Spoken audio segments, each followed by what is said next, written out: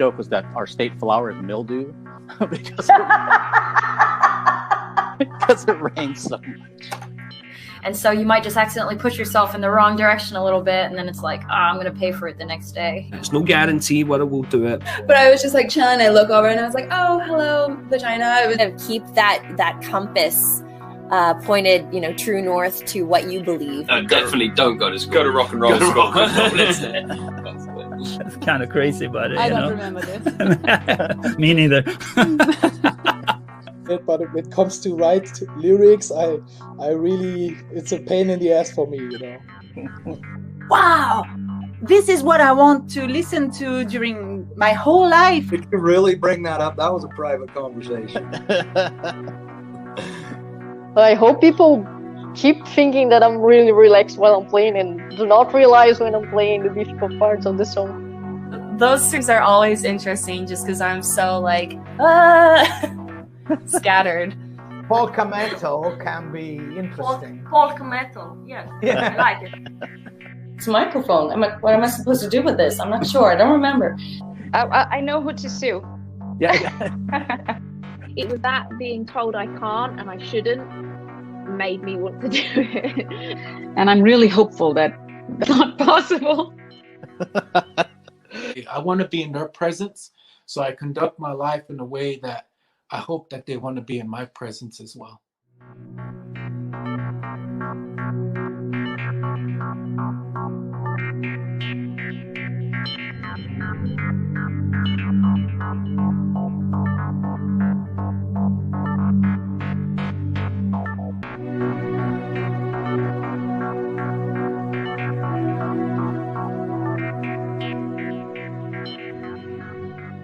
Into it. All of you are based in California, and I'm here in Washington, so we're all on the West Coast. My guest this evening is an award-winning multi-instrumentalist. My first guest is another member of the DIY, Start Something From Nothing. My guest this evening is a one-woman army with a background in classical, metal, and industrial music. My guest this evening is a creative force in the arts world. My guest this evening is the CEO of Prophetic Productions and the AL1CE Film Collective. My guest tonight is from Canada, our neighbors to the north. She is a photojournalist. My guest this evening is a brewer, musician, and writer, among other things.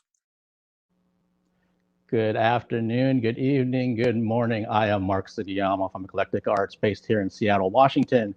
And thank you so much for joining me on this Saturday, the 22nd of May, 2021. And it's a very special day. It's the anniversary of me doing anything, where's my camera, anything virtual. And so we're going to have a chance to talk with the band and the creatives that were behind the opportunity for me to do any of this. So if you're watching this now, if you're watching it down the road, anything that you've seen on my channel from the bands and theater people and film and TV and just all the live streams that I've done, which right now is 193 since last May. It's thanks to this band. So I've been talking about them, I don't know how many times, every chance I get, basically for the last year. I know there's some people that have been following what I do and then they started following the band, and vice versa. I've gotten to know a bunch of other people during this time. So it's going to be really special to come back together and not only kind of talk about that tour, but also what's coming up. And obviously we kind of know that things are starting to look better, a little bit brighter out there right now, and that there's more opportunities to kind of have those live shows back that we all miss and crave and just can't wait to get back to. So yeah, I can't wait to talk about that. As always, I have a few housekeeping things really quickly. I do have more live streams coming up next week. No surprise. Monday, there's 2 on Tuesday. There's 2 on Thursday. I just had a publicist talking to me about this director. So if you follow me as Eclectic Arts Media, one word, on Instagram, that's where everything gets posted first. And then some of that information gets transferred over to Facebook, but not all of it. So some of it's exclusive to Instagram. And if you're here on YouTube watching this for the first time, if you can subscribe to my channel, I really appreciate it. And if you're over on the Twitch side of things, if you could follow me over there, I appreciate that as well. And if you're really liking what you see and what is going on this channel, then there's a PayPal me link in the description of every video live stream that I do. So if you want to make a tip or donation, that's always appreciated, but only if you're so inclined and in a position to do so. I would never want to pressure anyone to make a donation, but well, it's a donation. But just know that it's always there, the hyperlink's there. And I've been so incredibly lucky and fortunate that some people have been just blowing me away with some of the donations that they've made over the last, 5 months, almost 6 months now, that I just didn't think that would happen. And so I'm eternally grateful for those things. But let's get to today. My guest today is an amazing group of artistic and creative individuals. They invited me to open up their very first virtual tour 1 year ago today. I would not be doing what I'm doing right now in this virtual live stream world. So I'm forever thankful to them for taking a chance on this freelance media guy up here in Seattle. Please welcome back to the Eclectic Arts Virtual Studio, Tosh, Sasha, Gordon, Scott, Steve, and Carl. Alice. So I'm bringing them in one at a time.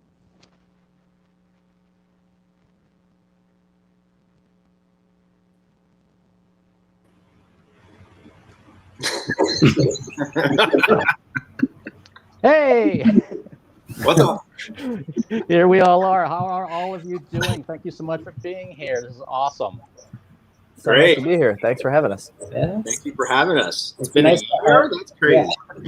Yeah, yeah, it's so, like we were talking pre-show, it's so crazy that here we are 1 year and has passed since the first date of the tour. And I know for myself, I'd like to ask you guys, just at this time a year ago, so it's what, 1:13 right now, and I think the show actually started at 7 p.m. last year on the 22nd. What do you remember about, where was your headspace at right now? Were you like feeling pretty good about things? Were you like running around like crazy? What's going on back then on this date? Carl? For me, I was terrified around this time, because the idea of doing the live stream was obviously was a great idea, but the second that it started having to become a reality, it was like, oh, we're going live. This is happening.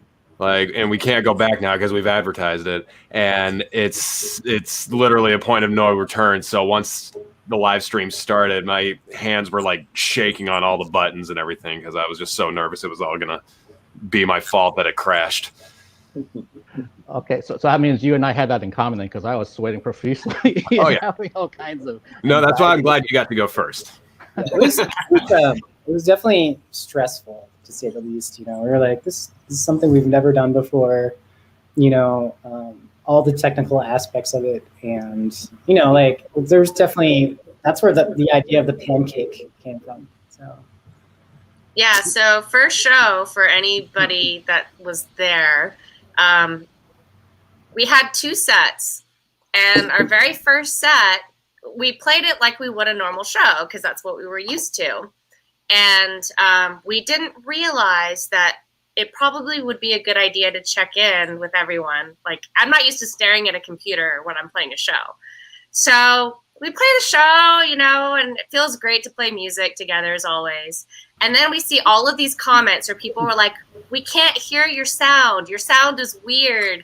So everybody was really cool. Like, they were super kind and super patient. And that was our first pancake. And we had to figure out how to dial in the live sound through the internets, which, you know, Gordon was in charge of our live sound. So we quickly had to pivot and figure it out. And we hopefully played a better second set.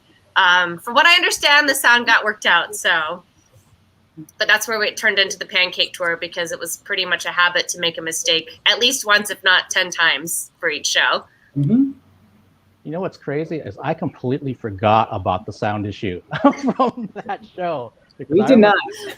Yeah, I don't remember. It was probably just muted. You know, just one button. You know, it's probably like, oh, whoops, I forgot to plug my guitar in. Why is it not making any sound? I was playing the show, and I started getting a lot of text messages, and everyone's like, I'm like, I'm not used to just checking my phone while I'm playing, but I guess, you know, that's something you just have to get used to doing. So Well, and that's what I remember is that the only way I had to connect with you guys was like through Messenger or something like that. So I was trying to send stuff to you, and then eventually, I think after that, I got some numbers so that I could text you just like other people are doing. So like, hey, things sound good on this end, and it's just it's a learning curve. Yeah, no, it was definitely a learning curve. Oh my god. Oh yeah, I remember. I mean, seeing your post today about you had Mark some reminiscence about how I think there were some drops, interviews and stuff like that too early on. That happened a lot, and we were like scrambling to try and just figure it out. And it was crazy. It was hair on fire. It was funny because what you would see on the screen was so different than what was going on in Steve's kitchen and living room. Like there was a lot of us running around because it was just us. It was just the six of us the whole time, like, running our own lights and sound and tech. And, we didn't have stagehands or anything like that. So, yeah. Just the six of us making pancakes in the sky. Just the six of us. I mean, I remember thinking that Scott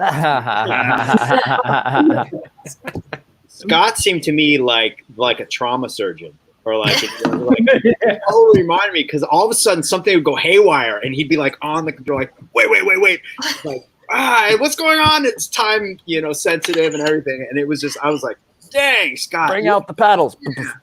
All of us like huddling around. All of us would be like huddling around, going, "What do you need? What can we get you?" It was always so great because whenever something did go wrong, I was behind the computer and I was just like, "Yeah, this is Scott. You need to help me. Like, I can't do this." And then he goes and pulls up these screens, and it's like these screens that are out of a 1980s computer hacker movie. Yeah. And it's just code going down, and he's like, "Okay, I'm rerouting a server through this part of California. Maybe it'll make the signal stronger and everything." Exactly. And I'm just like, I shouldn't be enjoying this, but this is really entertaining. But then it got back up, and he just jumps back and starts, throwing down some heavy solos and whatnot. And it was just another day of work. And then and then the stout or the IPA would come out the end, the end of the night. Oh yeah. Hi, Dusty. Good of you to join us. It's good to see you. Dusty! Yay! We got Yolanda, Uncle Monkey. What's up? Oh, you guys! Tony, Hunter. Hey, Hunter. All right. Hello from House Acros. They're here. Oh, no! Much love y'all's way. Dan Meyer. Hey, what's up, Dan? Cool. Thank y'all. Thanks for joining us. Yeah, thanks everybody for joining. And Tony, I know you had a birthday a couple of days ago, and that's what you're celebrating today. So happy birthday to you again. Happy birthday, Tony. Yeah, hopefully having a good time with your family and friends today, celebrating that. And it's like it's for me. It's always that tour was in chunks, obviously, because you had the first leg, you had the interim shows, second leg, third leg, and they started having like different feels to them. And I would think it's kind of the same thing in terms of like understanding, like here's how we kind of fix these things, or here's how we want to move forward, and maybe make it run better, whatever you want to call it. But even for me, like on the guest side of things, I actually was having this issue where I don't want to say running out of guests, but it was getting tougher to find them. No problem. Somebody got their wings. Yeah, that's what it sounded like. But did you guys feel that as every leg was going on that you were getting just more and more comfortable with it, or was there ever a point where you're like, I'm still not comfortable with this whole virtual live thing? That's really interesting aspect. Yeah, like it got more comfortable tech wise. I know Scott got it to the point where it wasn't like he had to be on the computer the whole time. It definitely got better, and with the pre-records and the video editing that Sasha was doing things, it was nice to have those pre-records and things. But you're totally right. Some things got a little easier, and other things didn't. And from a technological standpoint, it got like more or less like a well-oiled machine towards the end of it, where it was like, okay, we're going to like do co-streaming, because at first we had this whole system where we had like multiple servers that we personally set up so that we could like stream bands into those servers and then restream them out. It was just really complicated. And then there was a point where like this isn't working. We're just going to like do a really simplified version, and that's the way to go. You know. Yeah. I feel like all that intensity up front with all that tech stuff then started, we almost started to miss it a little bit, like in the later tours and stuff. And we started to be like, okay, what else can we do here? And then, you know, we're just expanding. We're like, okay, we're going to do, you know, build sets. And Sasha's out and Carl in the backyard, like with saws and building all sorts of, you know, the clock and all this stuff. And lighting redesigns and sound redesigns, and then we start to add all these electronics to things, you know, from like, and it just, you know, we're just like, okay, what's next? What's next? And new clothes from Venia, which is awesome, and Carl's Bob Ross impersonations in the backyard. Metal Moo came to be. Yeah, Metal Moo.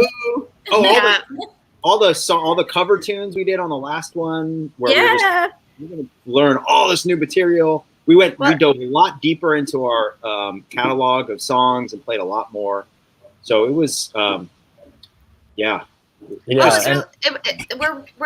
I think by nature just kind of creatures of evolution. So we're always trying to think of how we can grow. And you know, one thing is that we had the piano at Steve's. So there's a lot of songs from our first album that we normally can't play. Like I'm limited to a 61 keyboard or 61 key keyboard when we're touring, but like when we had the piano, I had the full piano to be able to play a lot of the songs that we normally wouldn't. So getting to do stuff like that was really cool. Like playing our little hidden gems that we normally don't. So yeah. Moving back and forth between all the different bands, like I think we got more and more adventurous once we started getting better with the space, you know, and having all the things mic'd up. We could, you know, with the digital mixer I was doing and so forth, I'd save the scenes of the different bands, and so we were able to start doing that thing where we're opening up for ourselves, and then another band comes in, and then, you know, switching it all around, and that was fun. So yeah, all the bands: Alice Underground, Bash, MKO, Alice, and then Alice Unplugged. Don't forget Metal Moo. Metal Moo. Yes. Yeah, and Gordon's one-man show with a Exactly. thing. Well, our very first Alice project tour, we actually did a Southwest tour. So this was physically. I think it was 2017. And it was like a traveling circus because we were literally changing outfits between shows and setting up from stage to stage. And doing it virtually actually made it a lot more doable, I guess, than at an actual venue. So it was really cool to be able to like bring all of the Alice Project bands together for the shows. Yeah, we definitely weren't running back, like playing an Alice Underground set on this stage and then carrying everything over to this stage to play Alice and then carrying it all back for Bash. Like it was definitely, it was a little simpler. Simpler is the wrong word. Less physically running back and forth, I suppose.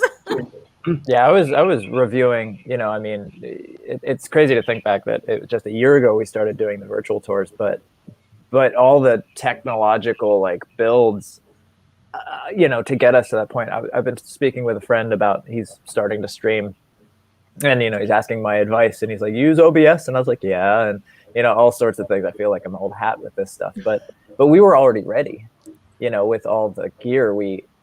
You know, when we went out on a tour where we started messing with the in-ears and all the extra speakers and the lights, and, you know, it just kept more and more and more. So changing it every time, that sounds like something we do. Increasing the challenge every time, that sounds like something we do. With that said, like a lot of what we learned while we were building our technical chops on the virtual tour, we're actually going to take that same whole system that we built from that and bring it out on the road. So like all the lights, like all the sound, like literally will translate. Cameras. Even the cameras. Yeah, Carl's going to come with us. So yeah, and a live stream, trying to figure out how to make it like people can be there. You know, from another planet, we can play in another dimension, and people can still tune in. Which I feel like sometimes we already do. And if we're in your town, you can come to the show, and then you can watch us on your phone, and then you can listen. Yeah, you could ignore us. You could ignore us. You go to the bathroom. Keep watching. Well, that's stage dive and then see yourself on. Oh man, Sorry, so Mark. many, Yeah. no, not at all. So many possibilities. That's awesome that you're going to figure out a hybrid way to do this in person, and also have you mentioned that during the tour. That I know some fans are asking about that thing. Is there any way you can maybe live stream this when you go on the road? It's like, well, we'll kind of look into it and kind of see how we could make this work. And I'm already seeing some of these fans doing this now, where they are trying to do both, and some of it's from a revenue side because they can only have limited capacity at the club. So it's like, well, let's make it virtual so people can still watch it, pay for a $10 ticket or a $20 ticket, and kind of make it work during this transitionary time that we're in. Yeah.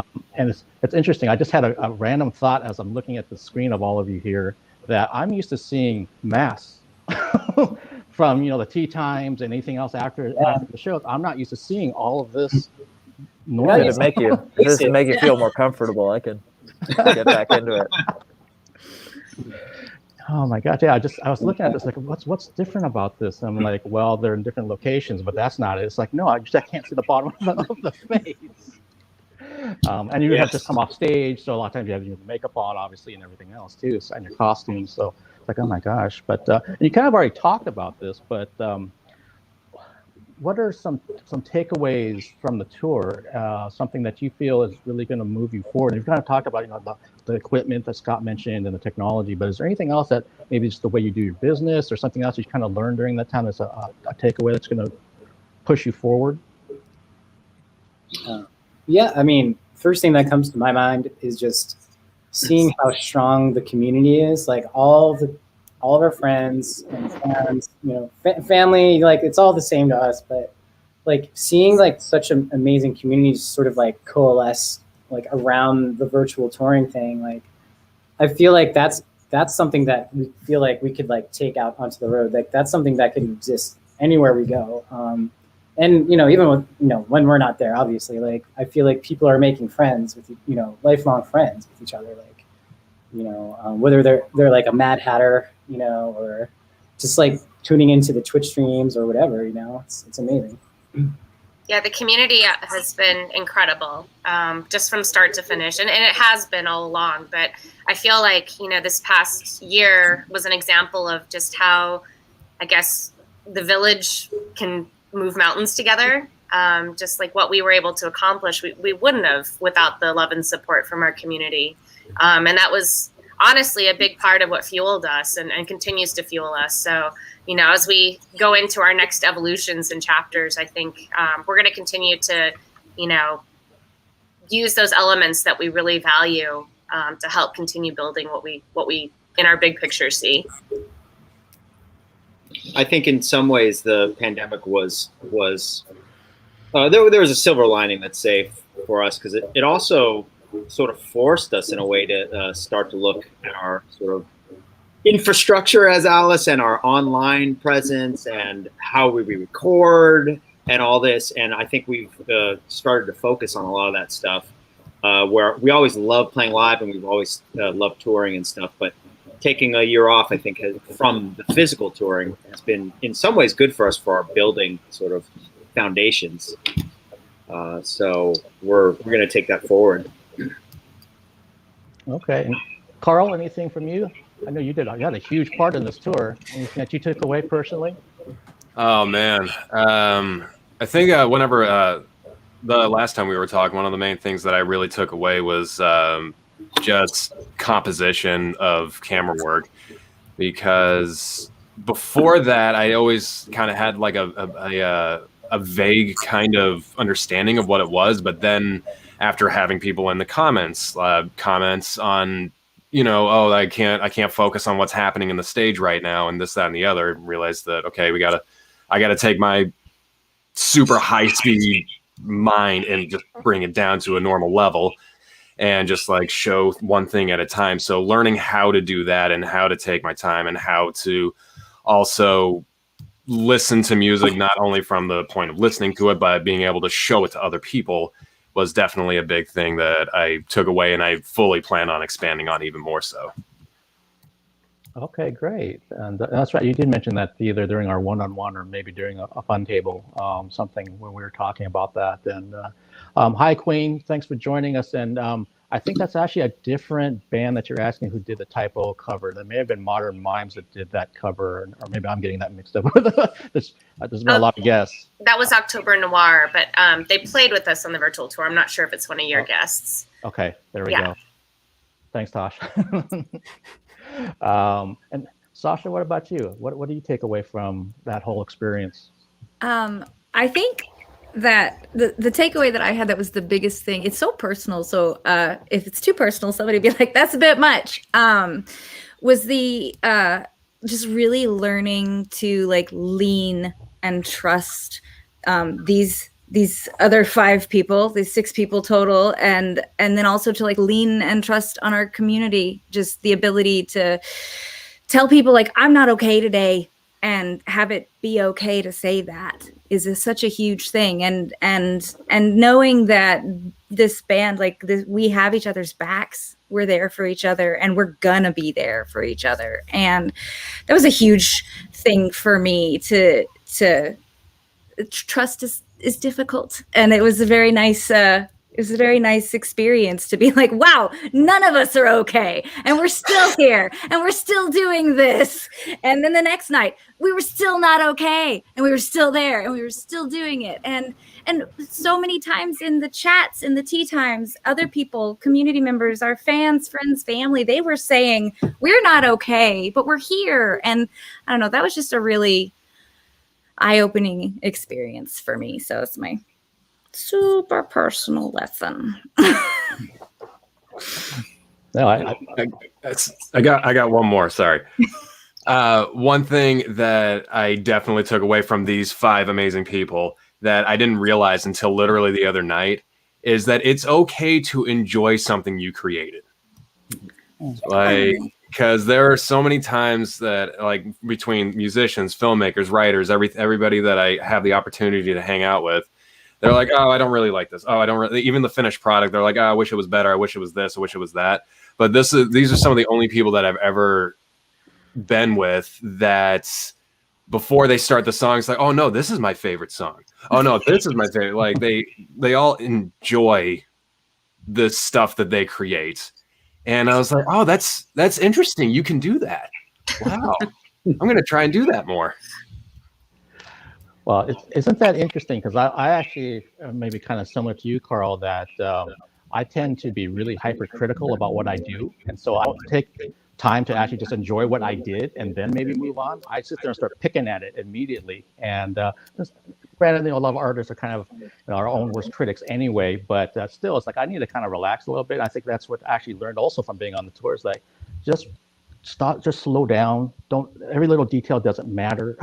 It's kind of like take a breath and just kind of roll with it. And that's just from my small piece up here. You guys are dealing with so much heavy lifting down there, my God. But I definitely learned that. And Sasha, what you were saying, it made me flash back to what was going on in society at that time. And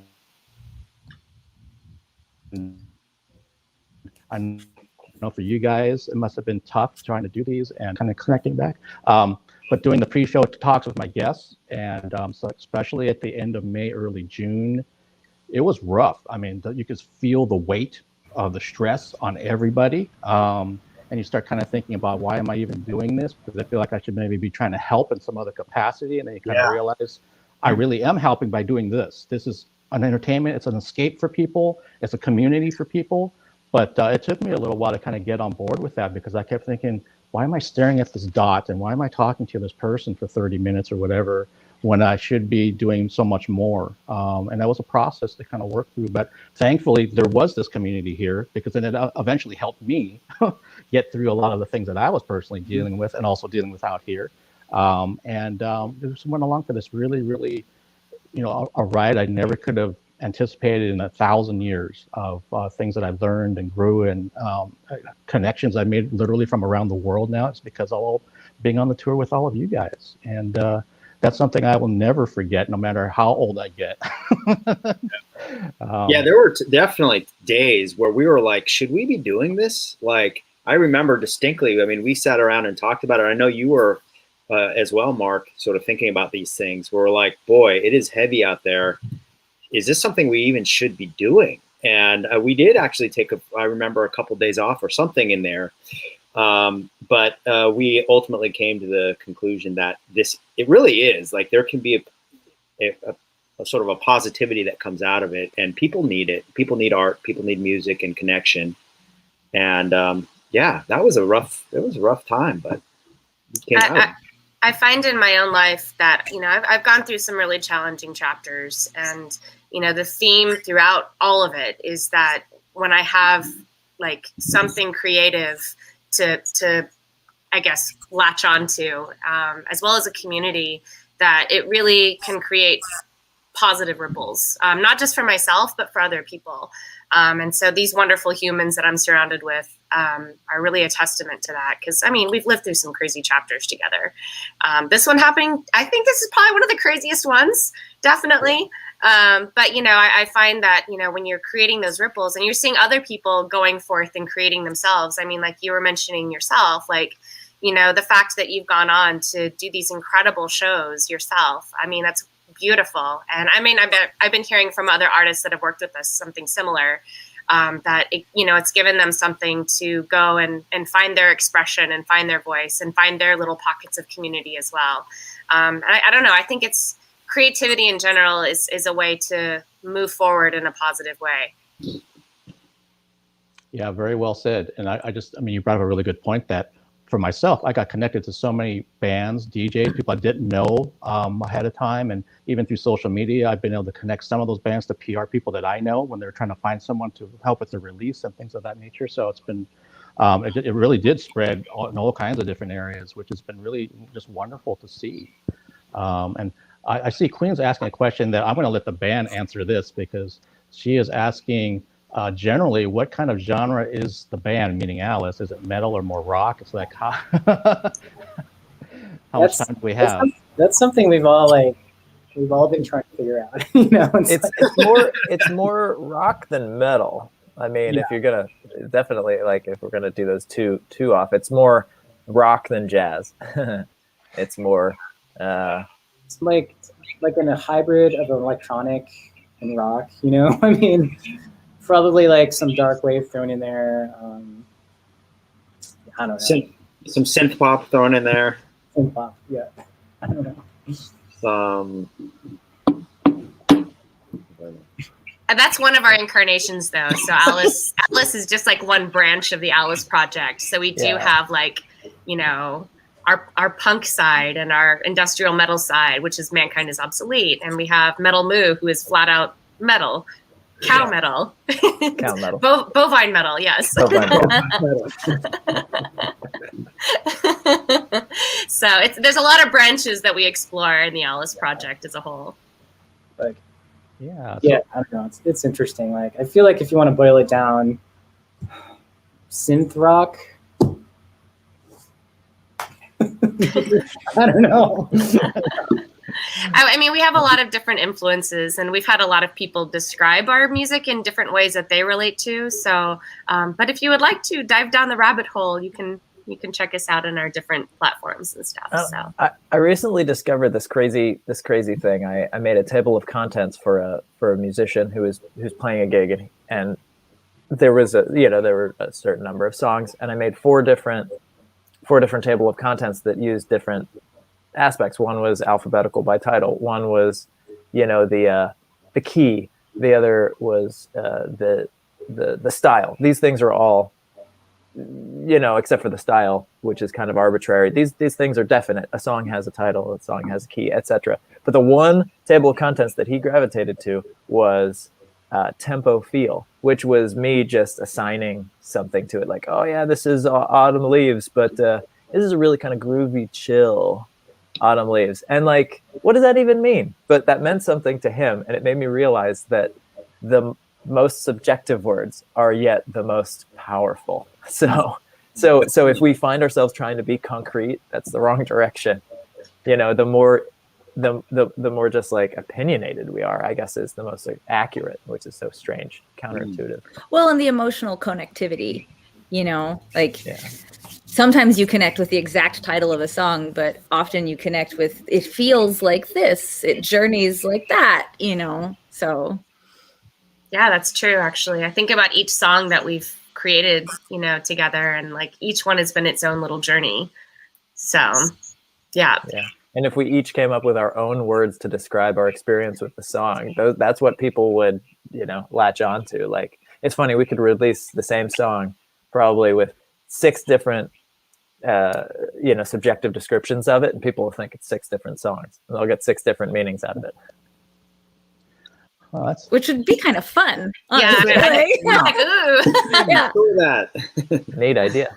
And call the song 6 different titles, but it's the same song. And people like, it really means this to me.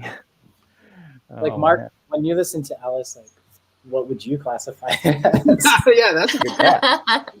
Oh, wow. Before I answer that, hi, Jay. Thanks for stopping by. I assume that you're probably heading over to see the Soap Girls on their Saturday night show. But Jay is somebody who has been a strong supporter of what I've been doing. And so now Jay knows who Alice is. And Queen obviously knows who Alice is now. And then Queen, you're asking are there multiple lead singers or one main one? Yeah, we're eventually gonna get Steve and Scott to join into the 3-part harmonies that Tosh and Sash and I already do. So, and Carl are, you know, as Moo, Carl is sung. So we are all vocally enabled. I think we've always kind of looked at it like we all use whatever voice that we can contribute in the different ways that we can. Like, there's some songs that are totally instrumental, for instance, like Mirage is an example of that. Sasha plays something called the slapper, which is like that. It's so cool. It's like this. How do you describe it, Steve? It's like a little. Like a stack cymbal that makes like almost a hand clapping sound. The slapper. It's so cool. So that's her instrument. She's playing it. That's her voice in that song. But I think we all play multiple instruments. So it's sort of like we kind of look at it as this sort of ambiguous thing, like what paintbrush and what color can you grab onto and contribute. So and vocally, me, Sasha, and Gordon love harmonies. Like we're very influenced by bands like Queen that use a lot of harmonies. Queen, Pink Floyd, you'll hear a lot of like, you know, stacked harmonies and stuff like that. And me and Sash grew up in choir. I can't remember. Gordon, did you grow up in choir? Were you a choir boy? My sister was in choir. I was in band, but I did join in on a choir thing at a summer music camp at Baldwin Wallace College. Like, that's when I first sang in the choir. So that was yeah, and a little bit of church choir stuff when I was a younger person. I was just telling our friends on the Twitch stream not to let Scott sing. No, Scott needs to sing. Yeah. And Steve needs the headset. We want Steve with the headset. Well, You'd be honestly, surprised. we get Scott's got a low voice. headset, we get Steve a headset, and then as soon as we've really got that dialed in, we'll be like, all right, Carl, I know you're working those cameras. You got to have a headset. So You don't want me to have a headset because then the sarcastic comments are just going to get dropped in the middle of the show. it'll add super delights. As Gordon discovered a few years back, I actually do make a lot of very weird drums. Once had a vocal mic near me as I was playing drums, and it's a lot of bizarre sounds that I'm not even aware of. I think, is that track available on the Key, Scott? I think. Where is it? Is it like one of those B-sides? It's like one of those like mystery surprise things. It's called it's called Batman, Steve. That's right. Because we were playing a tune called Batman from our Bash Rock it's so thing, fun. and it's oh my god! I think when I soloed that mic and I heard the sounds, I think I listened to it like 10 times in a row. It was amazing. It's wild. To get back, Scott, to what you'd asked me about how would I describe Alice, it really is tough, kind of how it's probably tough for the band to be able to explain to someone who's not familiar with their music, because I tend to think of the collective. I tend to think what just bowled me over was all these different bands that are a part of this collective. And I was kind of like, how does this work? And the styles can be really distinctive between Alice Underground and Alice and Bash Rock and MKIO. And it's just like, this is so cool. But is it actually like something that maybe only did like one album here and then focused on this? It's like, no, all this stuff's just been kind of free flowing whenever it was organic to you guys. So Queen, to kind of answer, what the music is like, I guess you could call it like electro rock, techno rock, but there's so many different variances within their music that if you are an open-minded person, you're going to probably gravitate to something within Alice, just the band itself, let alone the other bands within the collective. So it's probably like nothing you've ever been a part of. So yeah, definitely after the stream, look them up and look up their other projects. And if you want to DM me, I'll let you know what those are, because there's so much out there for you to explore with this collective, let alone, as you've been seeing here, what amazing people they are. I had a chance to meet them in 2017. And that was just like, and some of that's actually on my YouTube channel. And I think about that behind the scenes bit when we were up in Everett, and just getting to know them as people and how smart, intelligent, artistic, kind they were. I still remember, I think it's in that video when I found out that Steve was, an ER physician. I was like, you actually hear me say that. Can you repeat that? Or did I hear that right? I think that's what I actually said to you during the talking. And Gordon was talking about the book he was reading at that time, a historical book. And I interviewed Tosh and Sasha on camera, and I talked to Scott as he was setting up the merch stuff. So I can't say enough good things about Alice and the people in terms of their music as people, as human beings.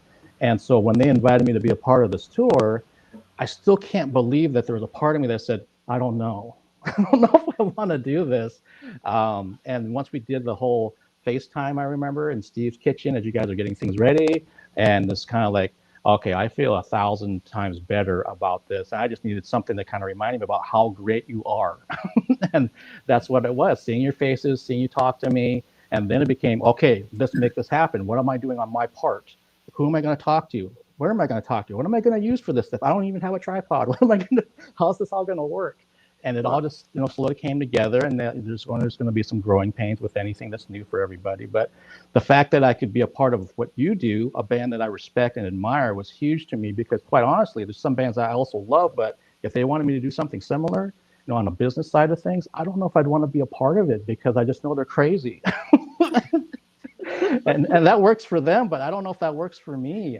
So it's like, do what you do, but I don't know if I want to be in that capacity with some of the artists. So with you guys, I had no question about that. That was never an issue for me. It's just strictly personally, can I get out of the headspace that I'm in and start figuring out how am I going to make this work? And then also, find, like Carl said, find some moments to enjoy it.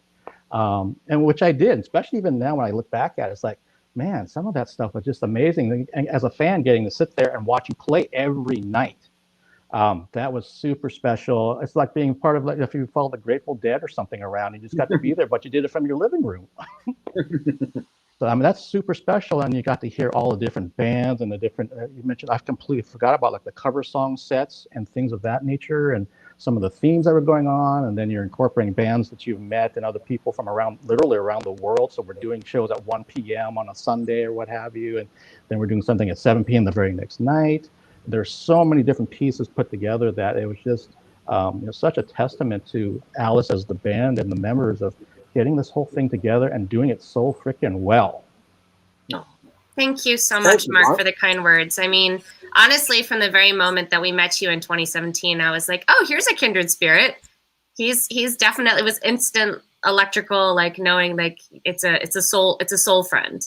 And likewise, I mean, what you brought to the tour was incredible. Like, we would all be collectively going through some of the darkest times, and you would do these interviews that really brought this beautiful sense of reality, but optimism and light.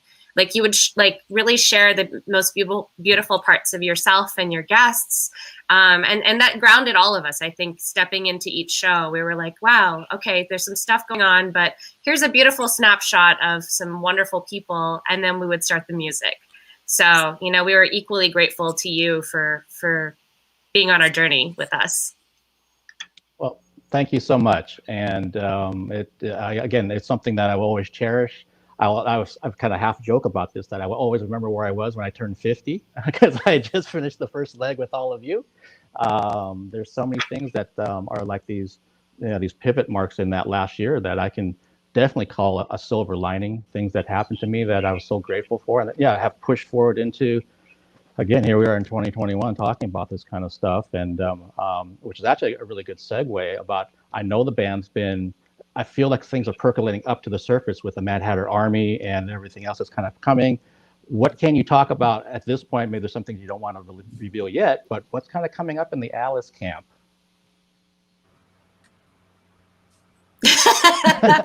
We all unmute. I'll unmute. What are we going to talk about, Moons? Like, I'll talk at once. or at least I'll giggle at once. Yeah, tell us what's going on, Scott. We've got a lot of music that that's still like in the pipelines that we're getting ready to like release, essentially, you know. So I feel like right now, July 1st is the official release date of like our next single. There's going to be, I don't know if should I say it? Yeah, go for it. An incredible music video made by Clint Carney, along with this single. We're really, really stoked about this song. And then a month or so after that, we're going to be releasing a remix LP by some of our favorite friends that are artists that we reached out to, and people that probably a lot of our fans would know as well. So like, we're just really excited. So there's going to be like a follow-up remix LP. And then beyond that, we're really working on what we're calling the Mad Hatter Army. Like, it's sort of, we're building it as this really like awesome community that it's essentially like a foundation for everything that we're going to be doing going forward, you know? So it's just like, it's the Facebook group. It's a way for people to like really like take part in the community. You know, there's going to be a lot more happening with that whole realm as well. So. We also have a tour that we're actually hopefully going to be out there physically in late October, early November. It'll be a smaller one just to kind of dip our foot in. But as things are looking like they're opening up, we're getting some dates firmed up in Arizona, in Texas, and Louisiana. So that's part of the excitingness that's going to be happening this year. So, and what Scott was saying in terms of electrical, what's really cool about this song, it's our first song that we wrote on our As Above, So Below album.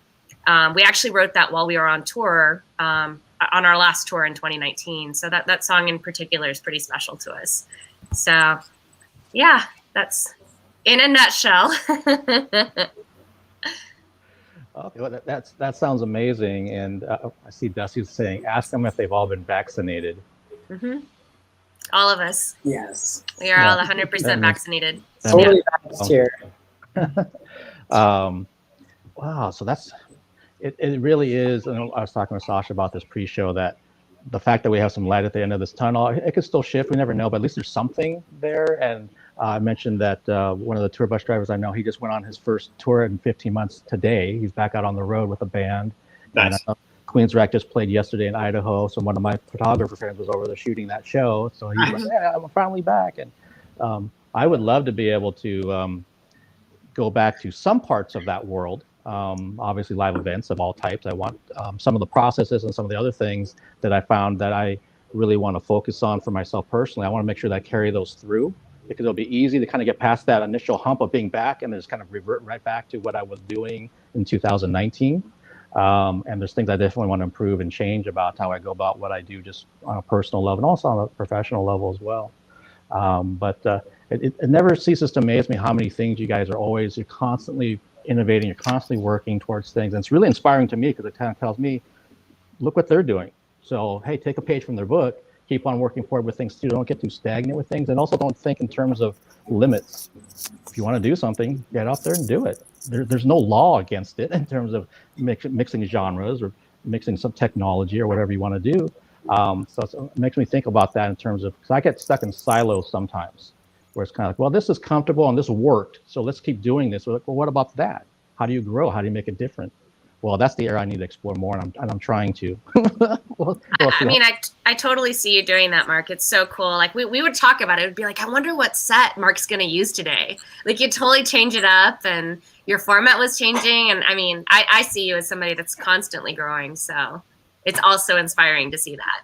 Yeah, and so insightful. I think every single interview, you know, while we're getting ready and doing our faces and like throwing on our costumes and things like that, we're all just like, these are the most insightful questions. So just thank you for being you. Thank you for having that kind of insight and that desire to really know people. It's so beautiful. So thank you. Good heavens. Yeah, that's such a hard thing. I'm so impressed by, you know, talking to people is tough. Finding out stuff about people is like, you know, I mean, day after day, interview after interview. It's kind of amazing how you dig into that. Because often I think I approach things where I just get into a room with someone and then we kind of live our life together, and you find stuff out along the way, you know. But actually digging in and really getting to someone, I'm learning from you and other people how to ask more questions and just how to get in more, because it's really everybody's story is, you know, we're all more similar than we're different, but then as you start digging, we're all so completely different. It's amazing. Yeah, and how second nature for you too. How it doesn't take as much planning, like you were saying. You don't have to write 3 pages down for every interview. Now it's more organic. I mean, you're connecting with people just in a very easy, you know, way. Well, I appreciate it. Yeah, and you're right. It's been, I think one of the best compliments a guest can tell me is the fact that they would come back. Because if they didn't enjoy it, there's no way they're going to spend another half an hour with me or meet another guest. And Steve, you've been a part of a fun table, and Carl, so have you. It's like, hey, do you want to come hang out with some other creators that I've interviewed? If they didn't like that experience, the one-on-one experience, they'd be like, oh, I'm kind of busy, or I've got something else going on, or maybe next time, you know, that kind of stuff. And it's like, well, no, they want to do it. And the fact I had a director who told the publicist, give Mark my information. And because I want to make sure that I have a way to get a hold of him. He has a way to get a hold of me, because I was working strictly through the publicist at that time. And then next thing I know, I started getting pictures of his cat and some other stuff that he's texting me that we had talked about during his interview. And I thought, oh, well, this is really cool. And I'm always really mindful of that kind of thing. I don't try to look at it like, well, I can just send you a bunch of texts. Hey, what's going on today? What are you doing over there? But if I need to get a hold of him for some reason, I can do it. And I never take that lightly at all. That someone has shared themselves with me, and then I've tried to share myself with them, and then we move forward. And you're right, this has really been this community piece with all of you, that I do feel like I know you, that I am part of that family, and people that know me are feeling like now they're connected to you. I know, like, if John and Christiana are watching this, or if they popped in and out, that they're thinking, oh yeah, as soon as they found out about Alice and they liked what you were doing, period, let alone that then I start doing these interviews with you, and then they got invited to do the show. It's like, it just, like Tosh said earlier, the ripples just spread and spread and spread, and everyone's learned from everybody. And that's that's when everything's good. That's the good stuff. That experience was awesome. I got to say, I was a little nervous too. I'm like, I'm not used to really talking about myself and stuff.